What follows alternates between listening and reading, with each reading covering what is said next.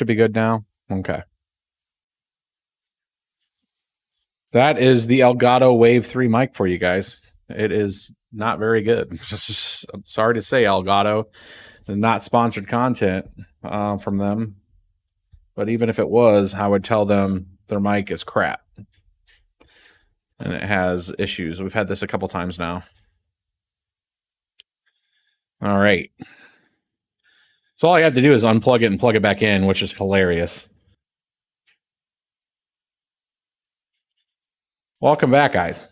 Been a busy week. I was going to try to get a video out yesterday, but I was kind of in recovery. I had a late flight back from the farm. I was at the airport at 5:05. I had a 7:40 flight, and we did not leave the airport until 1 o'clock in the morning. So I did not get back here till a little after 2 in the morning. So Saturday was dunzo. Like, my whole day on Saturday was not going to be doing anything with content. So I wanted to make sure I had content today with you guys. And there's a lot going on in the space. And this whole week had been focused on getting the farm set and ready for the immersion, that first kind of stage. So we're doing that in 3 phases, essentially. So it's the build out, get all the plumbing all in order. Then we're going to do a leak down test, make sure we're good on pressure, make sure all of our meters are working, our heat probes are working, dry, clean everything, and then start setting up rigs and getting the EC fluid in there. So those 3 different phases are going to be brought to you guys from there. I will go back up on each of those phases and then make sure you guys have that full crawl, walk, run. In addition, I am going to make, probably it'll be a Medium post linked through the website. Let me turn off my ring because it's going to sit there and go off constantly. We're going to have like a Medium post to walk you guys through the materials and just kind of differential from our plan versus our actual, because, you know, some of that changes as you start to build out and you start to understand design a little better. So still a lot more content coming from there. You guys seen probably about 5% of the effort that we did in there. As I try to bring you guys some quick videos, it seemed like a lot of folks wanted to see more stuff. So a longer video.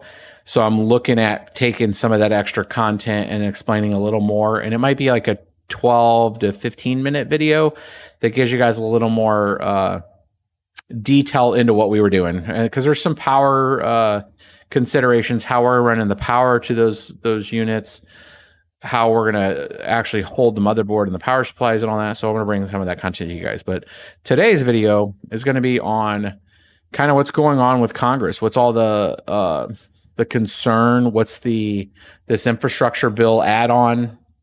And kind of talk through it. And I'm going to link to Jake Travinsky, I think is his last name. One of his posts, and we'll kind of read through it real quick. And go through kind of what's it mean? What's it matter? There's a lot of effort in DC right now. Coin Center being one of the key participants, trying to educate senators and folks out there with the impacts that some of this do. But what we're going to do is I'm going to take a step back before I try to lock into any one particular bill and why one thing is better than another, and look at it more pragmatically than that. I think of things I wouldn't say a lot different than most people, but I look at it more holistically. And I try to take in a lot more than just what the particular bill is. And that's part of just, I don't want to call it training or the time that I've spent in building large data centers and data systems in my life. But there's so much more than just this crypto bill into it. And folks that are not tracking what's going on in the United States, there is a part of a bill within the infrastructure bill, very large spending bill, $1.2 trillion spending bill for like American infrastructure. And then within that is a crypto bill that is going to make things a lot more higher friction for not just the people that live in the US and interact with crypto, but the way it's written right now, I think is a complete non-starter. I think it would be locked up in court and it never would ever actually see the light of day. However, it does create a whole bunch of problems because it would be enacted as a law. And now you got to fight that law and you go all over the Supreme Court. So to get ahead of it and try to have an amendment to it that says, no, what we have in there originally is probably not good and ideal. Let's have this other thing that supersedes it. And that's effectively what the effort is going on right now, is where they're trying to get a lesser evil of the crypto bill. And the reason why I wanted to step back on this conversation first is to try to provide any leaders or, if there's any government people that follow the channel, that take, because everybody's doing research. And as a person that's been in this space for a long time, and providing content for a long time, since 2013 on this, I know that there's a handful of people that actually follow me, to have a discussion, to take a pause and understand any kind of legislation that gets written into crypto that is very broad stroke and sweeping. There's so much more along with the crypto, and the reason why it gets pulled into like conversations like how the internet started with TCP/IP, and understanding, be technology agnostic, allow technology to progress, and then find those entry and exit points of where you really need to create guidance and legislation to. Meaning the internet being free and open source when it comes from TCP/IP, from the protocol level, from the developer levels, makes absolute sense, including into crypto, right? So the functionality of crypto working the way it does should in no way be in anybody's brain of trying to put that in some kind of fencing or architecture to create a structure around where the technology stack is going to go is bad. I don't care where you're at. That's not where they should go. It should be, and I'll give you an example. I'm going to take this even back one more step. Over the last 11 years in this space, there's been a legislative uncertainty on how people were going to handle crypto. Right? There was no action. There was inaction. There was specific instances where people did something existential that happened to use crypto, if they were frauding somebody or something that was very cut and dry, like, hey, you took this from somebody, circumstantially it was crypto was involved, and those things can be prosecuted. But what I'm saying is from a guidance on the tech stack and how things should go. And look what this industry has turned into by not being touched for 11 years, right? So when you allow technology to propagate in an unobstructive way, we've gotten to where we're at now, to where it is now absolutely changing the fabric of finance, right? So that's been under a lot, without any rules like this being put into place, with trying to gatekeep if it's proof of work or if it's proof of stake or if it's DeFi or any of that, right? None of that structure, by and large, in the entire world being, put into a law to where you're trying to change the protocol level stuff. You're trying to go after developers, right? You're trying to, like what some of this bill can be perceived as doing. So that's the first step. One, if you're looking for innovation, you're looking for to be, as a country, promoting growth, and you want people to come to the country, or the people that are in the country to be inspired to participate in a growing economy and a growing tech stack, then the last thing you want to do is do something like this bill. So like the few congressional people that are just flash to bang and trying to push this through have obviously not done the due diligence to understand the fact that they're going to curb this, and understand that it's more than just trying to go after tax dollars.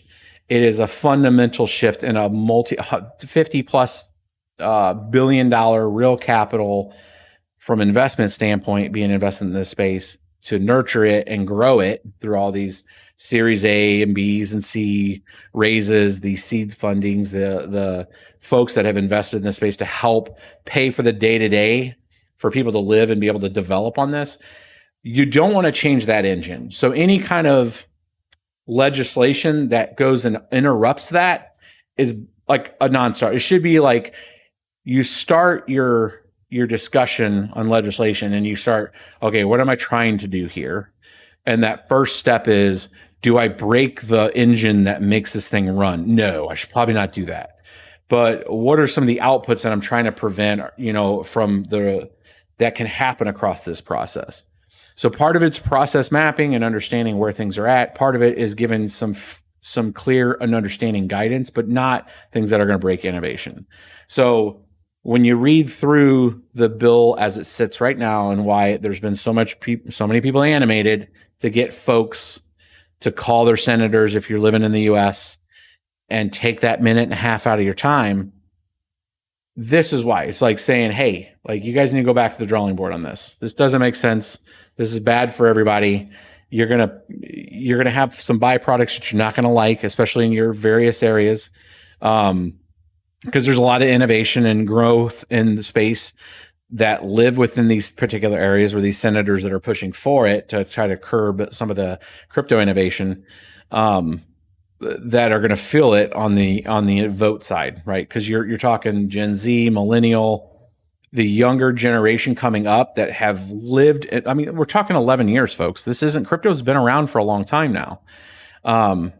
And where people really started interacting in 2014, 2015, and you start seeing the seed innovation to help pay for people's bills while they were building this stuff before crypto was really worth a lot of money.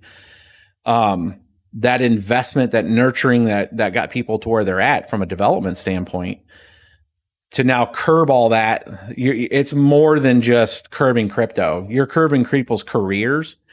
There's going to be a lot of potential blowout because of that. I mean, if this industry gets pulled back a lot, there's a lot of developers that's all they've done. I know developers that came out of school that had programs that were on kind of that innovation front. They started working in Solidity early. They understand Rust and Go and a lot of these Golang, which is based on Google's implementation stuff.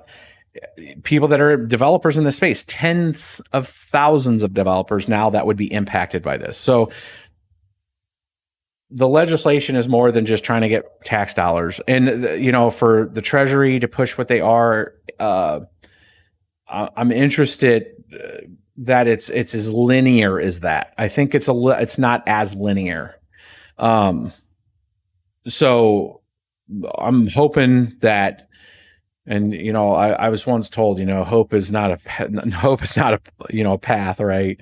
You want to have action, you want to have a way to try to give back and do things, but I'm hoping some clearer minds hear this, and then they sit down, build a committee around it with the actual real players that can help educate that.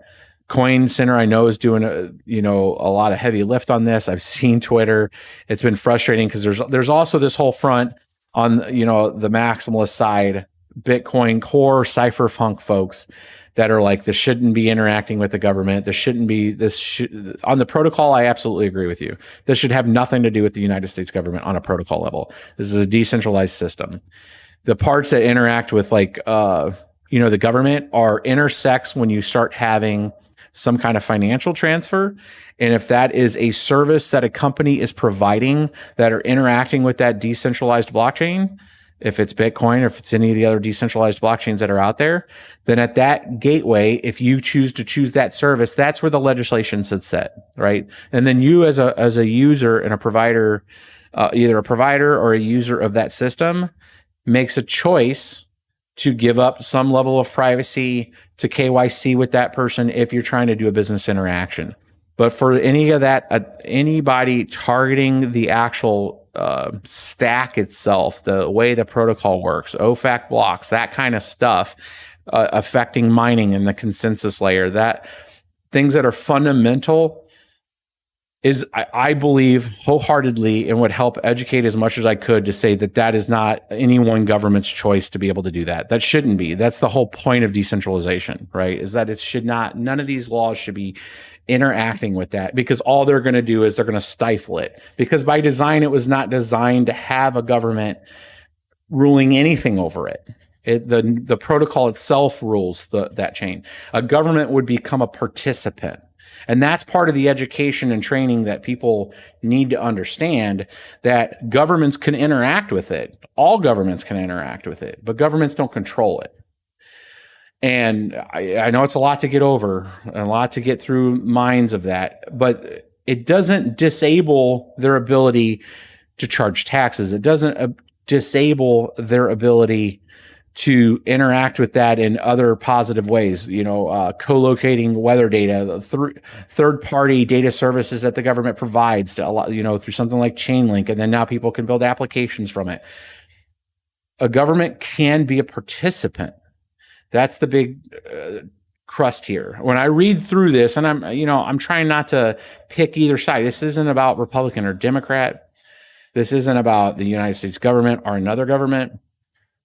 It's a lot more fundamental than that. It's literally the fabric of how we can communicate as humans. It's at the fabric of how we can gain consensus with something that we agree on a network or not. So it's at a base layer. It's a substrate that then governments can choose to interact with or choose to help keep people protected within the laws on the services. And the guidance to that should be around, if you're going to use Coinbase, you as a participant to Coinbase would understand that you're going to have AML, KYC, you're going to give up an ID, and you're going to be paying taxes, right? There's going to be accountability there through and through. If you're using the protocol, and at some point, this is the hardest part to get through, I think, to government in general, is the fact that there's so much infrastructure around the entire financial system that already accounts for the movement of money, that until crypto genuinely is the only money out there, is when the government would absolutely lose quote unquote control of a system with regards to being able to fully financially track things. If there was people only dealing on the substrate level, right? On that very base level, that they're not interacting with any third party company that required KYC. The difference is, you have the receiver, you have the person that has capital. And let's say if they're a nefarious person and they have a lot of Bitcoin, it doesn't matter at the protocol level. It really doesn't, because at some point they're going to use and if Bitcoin was the only money, they would still interact with a service that was adhering to some law of some sort, knowing your customer information. So at the end of the day, it doesn't matter at a protocol level. It all comes back up to that service layer. And where they're looking at coming down past that, looking at change in protocol development, going after developers, going after brokers that are deeming a broker as a miner, somebody that's upholding the consensus, is incorrect. That's the incorrect approach, because just from a structural and integrity of the network, that's just not where they should be setting their focus at.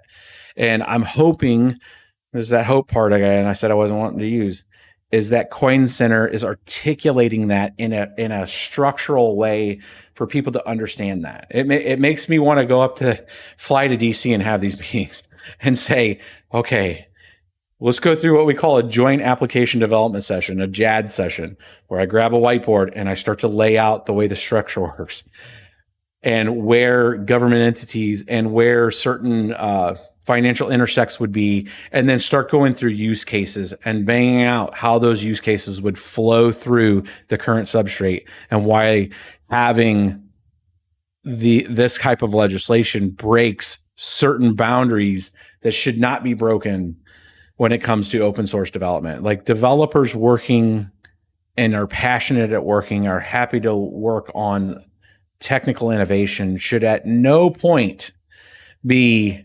concerned that the thing that they're working on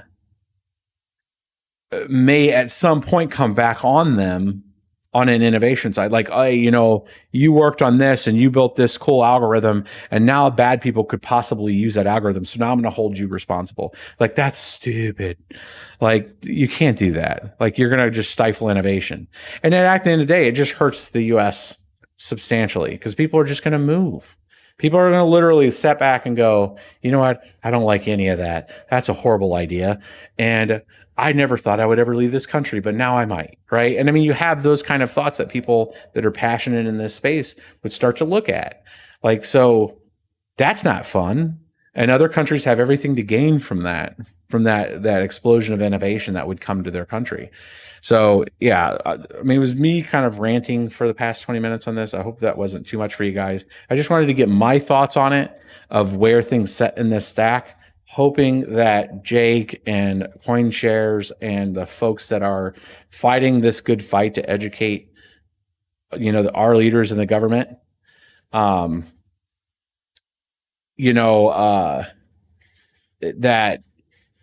they're explaining it in a way that can hopefully get some sensible legislation around this. I mean, because there's still taxation, there's still things that are making this situation a lot more complex, because people feel like they don't understand it enough, and they're obviously don't understand it enough. That's why legislation like this comes out, and they need to take a step back and get this right. Tom versus the substrate. All right, I was venting further. So how about the news? Is this bad for crypto, is the question. Is this bad for crypto? Yes, in the short term, for sure. For the short term, for sure, because what happens is there's a lot of investment across the board on the financial institutions that are in it, the early seed money that's going into it. So what can happen is like, some people may go, you know what, I'm in it for the long haul. They'll figure it out. I'm not moving my crypto. So they're not dumping it. Then you're going to have other folks that are out there that are, I would say, really the lifeblood of supporting the young engineers that are building in this space. That money may slow down, right? If there's a different level of complexity, or I would call it something that's slowing down the innovation, because there's all this other red tape that now people have to go through. And then then the talent pool will switch out of the US, right? People are just not going to want to deal with that.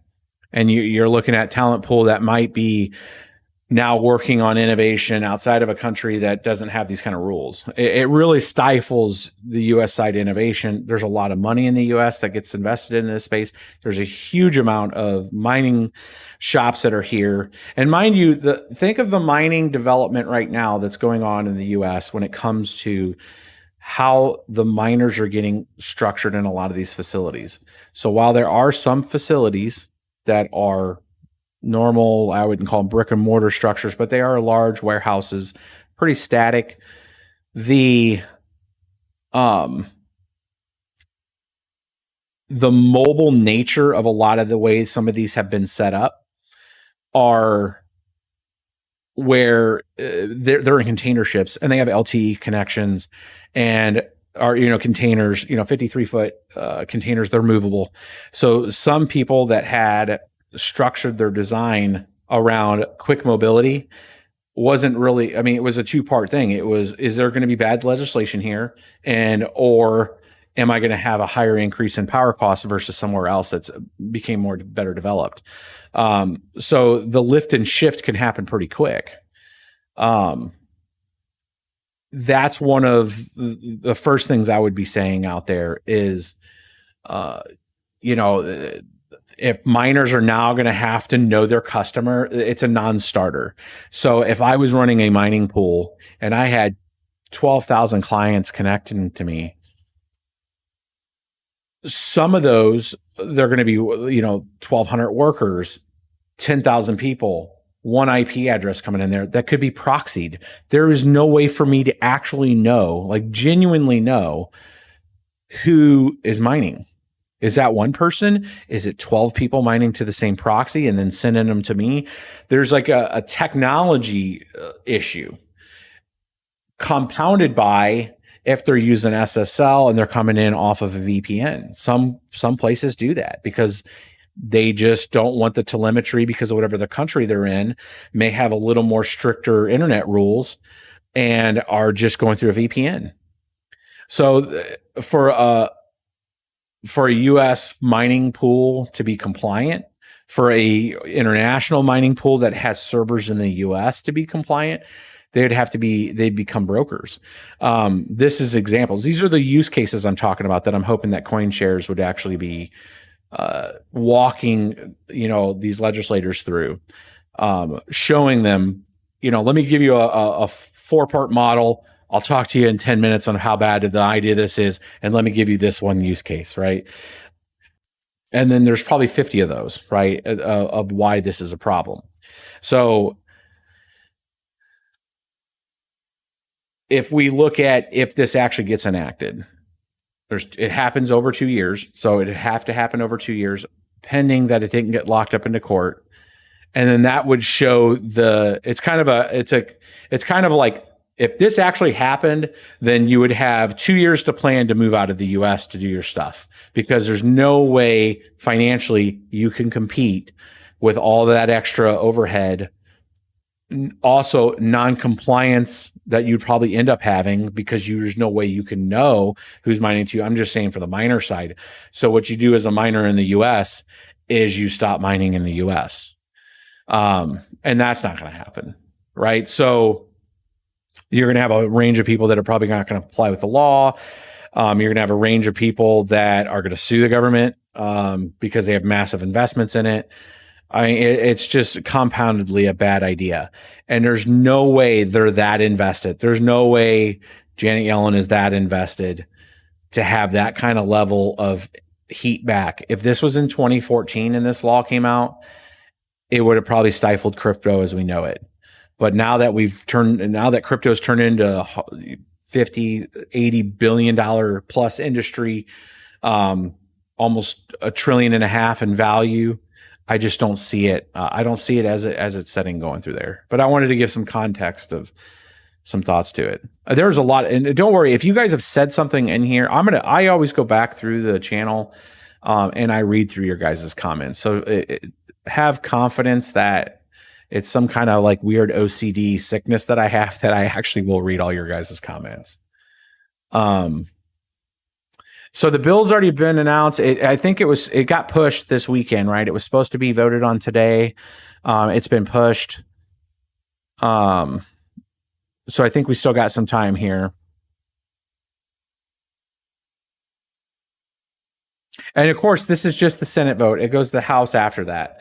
And the House could kill it, or the House could add some additional amendments. But I just wanted to take some time from just laying out some of my thoughts with it, and the way I've always looked at it, and the way I've had conversations with people like that have asked me just in the last 2 days about this bill. I know, with the farm build, I haven't really been giving you guys much content on this, but I look at my thing I go back to is like, hey, we haven't had real guidance in 11 years, and look what's built in 11 years, a $1.5 trillion industry without huge, impactful government legislation.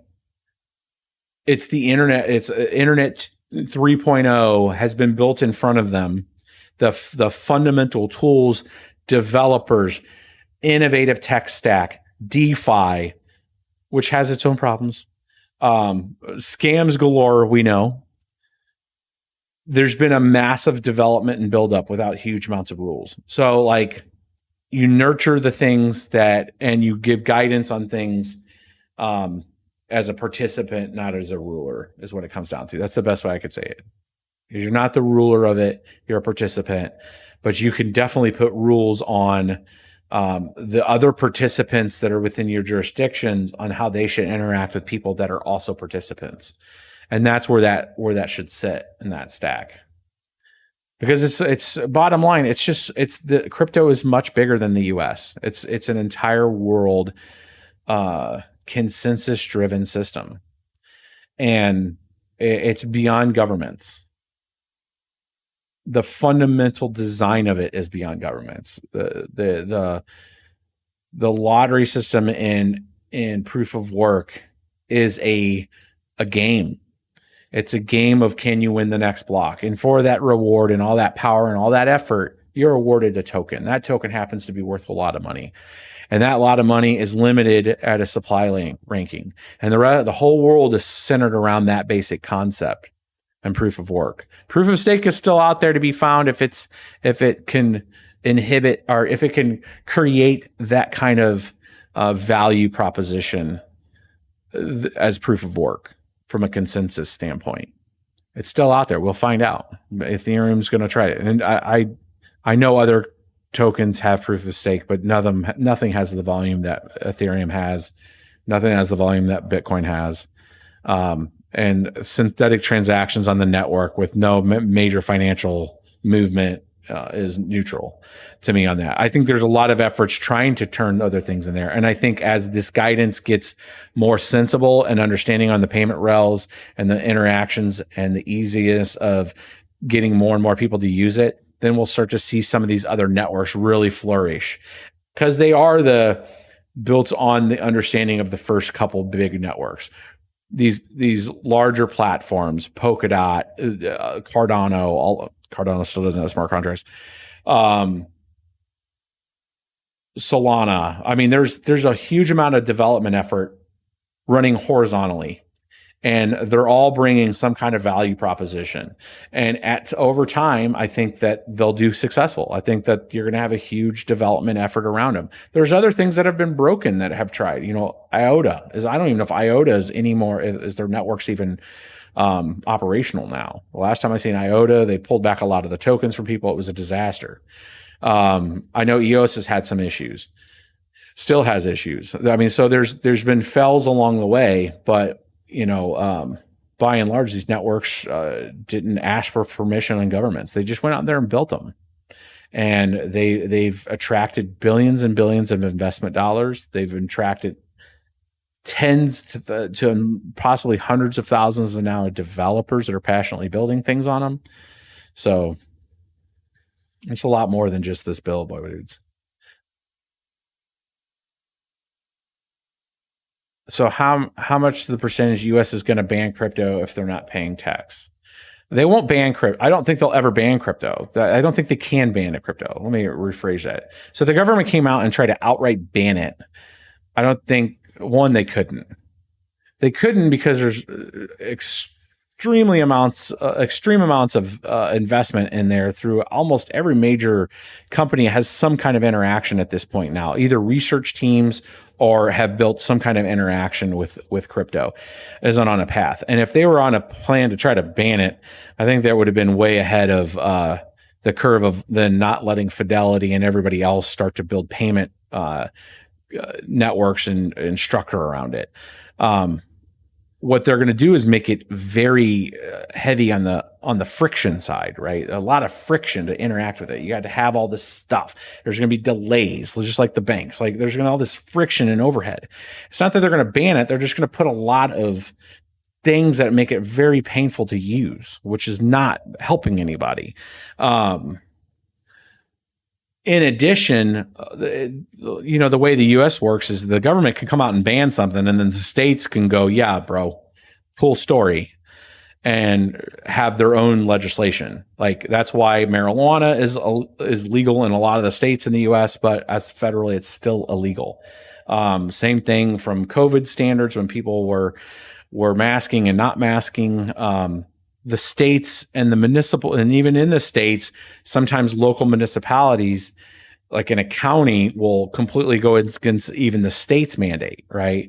And they're like, well, we're not going to listen to that. So the U.S. is one of the very positive things in the U.S. is that you can actually move and go to a community that is around your ideals, and they are staunchly opposed to certain things that either the federal government and even the state government use. So I think what it would come down to is it become very secular on where certain crypto things are happening in the states that are supporting it, and then the areas that are supporting it. And then they would just be fighting the federal government until forever to try to overturn laws and stuff. But it's just it cannot become heavy friction. It's not even because you're on one side, right, left side. It's just that you're not able to compete in the world now, and that's just bad for everybody that lives in the US.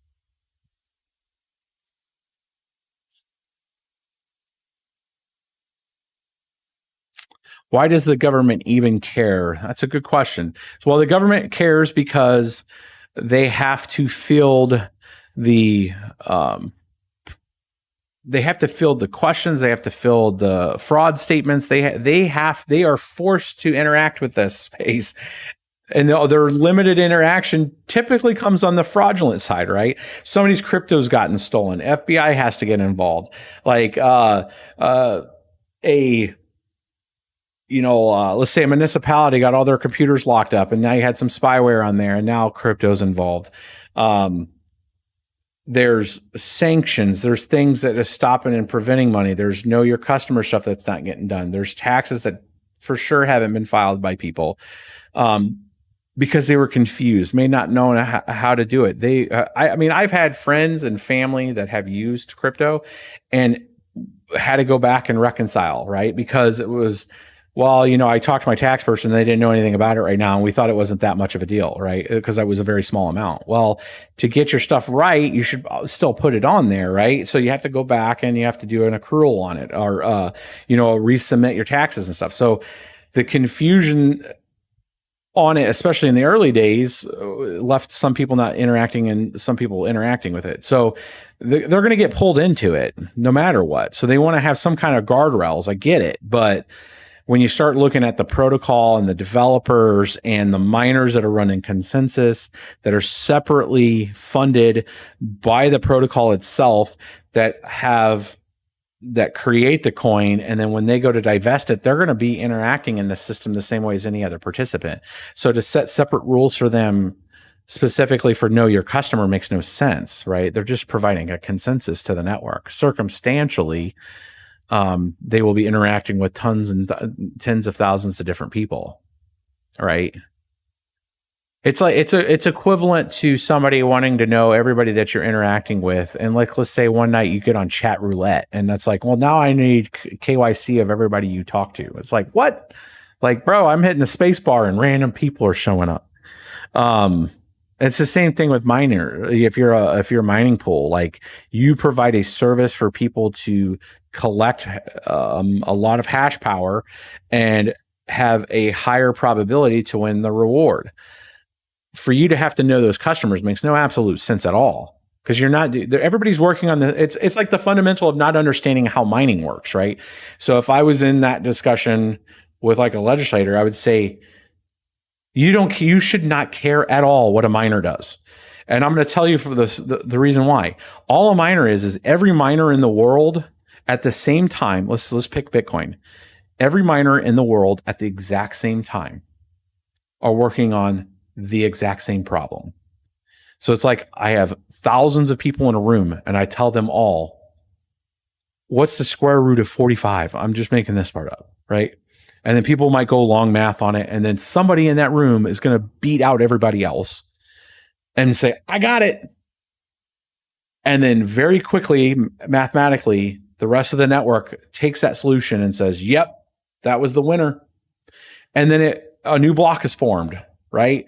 So it makes no sense at all. Everybody working on that math problem at the same time, which happens to be the same math problem at the exact same time, have anything to do with knowing that you care of who is interacting with you on that. Because it literally is called proof of work. The only operation they do is proof of this particular problem, and we're all working on the same problem at the same time. So there's no competitive advantage. There's no, just if you have more computational power, there's nothing else going on. And for that winner, you earn crypto. That crypto either gets sold for covering your power expenses, or you hold part of it. And at the time that you sell that crypto, you're going to interact with an exchange, which is probably most likely licensed, and you have to have KYC. And now that's where you're going to handle all of your who that miner is and do I care. All the people contributing to that hash power shared in that reward proportionately, but where the government would care is like that the fact that this person that lives in the US is going to sell it. Because you could have a mining pool based on this rule here, is the mining pool would have to know all of its customer.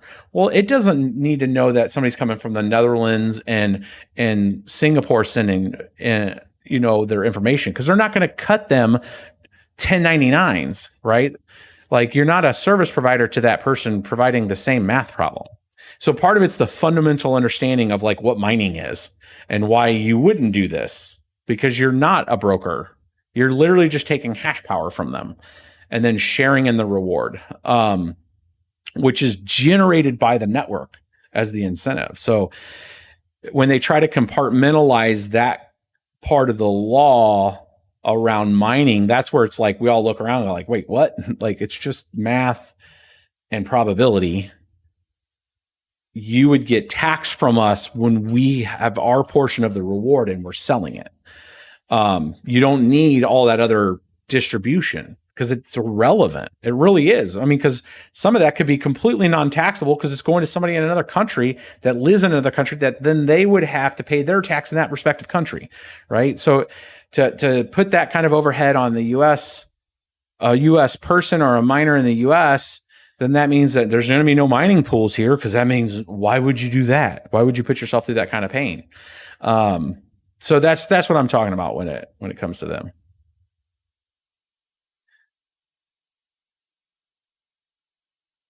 Please leave any conspiracy. BBT Vanessa's keeping all the conspiracy theories down. I don't like it. I look at this as just there is no larger, I mean, I firmly believe this, no larger sinister thing at play. There could be calls from banks to leaders in the government, but quite frankly, I think that's been happening for years, and it should be happening, right? If somebody's encroaching on your business, it's pretty natural for you to tell them like, hey, what these guys don't have to play by the same rules. These guys have to, all this other stuff. But there's a huge amount of risk on the crypto side. It's super speculative by nature. It needs people interacting and building on it. There's huge amounts of investment on it. So it isn't a one-to-one versus a bank until it becomes that, when it's actually now absolutely in all aspects competing with a bank, right? And then ironically, the bank could just implement a crypto node and then have the brick and mortar for the people that don't want to host their own wallet. And they're just now become a service provider on crypto. So again, it's a lot of these situations get brought down to such a linear set of issues when it's a much broader kind of discussion. Yeah, I hope you guys are hitting that like button. 419 people here. This was supposed to be the crypto news, but it's kind of me just ranting on this bill. So sorry, guys. I was going to actually talk some EIP1559 stuff, but we might actually save that for a different video because there's really nothing for me to cover. It's happened. There's 15 million ETH burned. 1,000 ETH burned. 15,501 ETH has been burned so far. ETH went up, 18% in price since it happened. And most mining average, we've dropped about 25 to 30% in profits. Are you still bullish on the crypto space? Absolutely. Nothing changes that. Nothing changes my bullish on the crypto space. It just causes us a lot more pain if something like this came in. Rant away, says Crypto. Could you explain a bit more about the bill? I'm still a bit confused. So I'm going to tell you, I'm going to have some links underneath so you can read at your own pace. We'll switch over to the screen here real quick and you guys can see this. So if you're not on Twitter, you should absolutely be on Twitter, just from an information standpoint. But Jake Travinsky here does an explainer on this. I will have this down in the link below, in the description, which breaks down the bill, but this is the biggest part right here at the end of the day. So it clarifies non-custodial actors. Let's see here. So this was what it comes down to. So validating distributed ledger transactions of proof of mining, seller of hardware, software, sole function which permitted persons to control a private key. So bottom line, it wants a lot more friction with regards to what it would consider as brokers of cryptocurrency. When you look at brokers of cryptocurrency, it includes the people that develop software. It includes people that mine crypto. Now that would have these newer restraints. I would call them restraints. They're new reporting requirements. So if you start looking at reporting requirements and you're now classified as somebody like, so if you're this wallet piece would be an example. So if you're selling a hardware wallet or a software wallet, you would need KYC. Now, what the hell, right? I mean, anybody can download software on the internet, and if you choose to use it or not is your choice.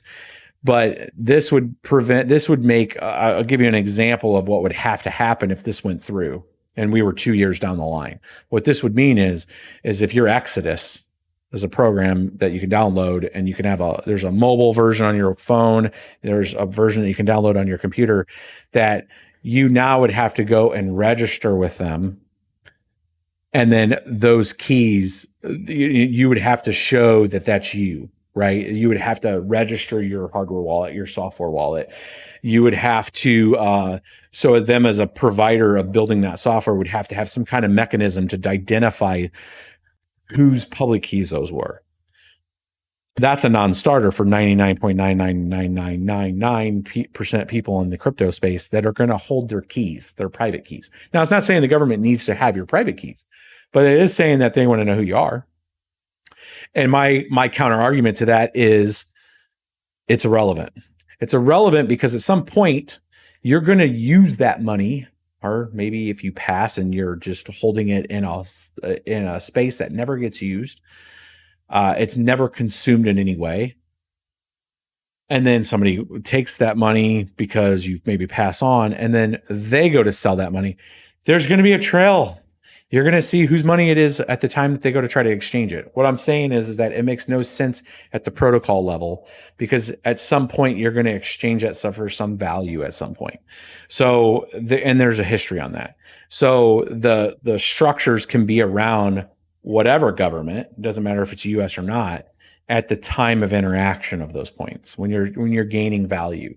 And then we can all agree to disagree on taxes. We can all agree to disagree on levels of taxation on certain times, if it's capital gains, if it's long-term, short-term, the amounts there. There's entire other legislative processes on the amounts and how much tax something is. What we're talking here is, are you interacting it where? Are you interacting it when you first make a crypto wallet and you have to disclose who you are now, even if you haven't even put any crypto in it? Like, where's the boundary there? And what I'm saying is this law would make those kind of events have to be known from software providers, from hardware providers, from miners that are interacting with getting shares from, people that are mining.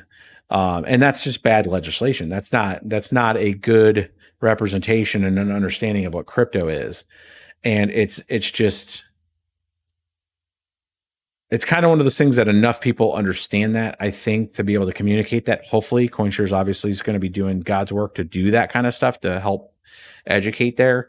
But like, it's just so much bigger than that, from a protocol standpoint.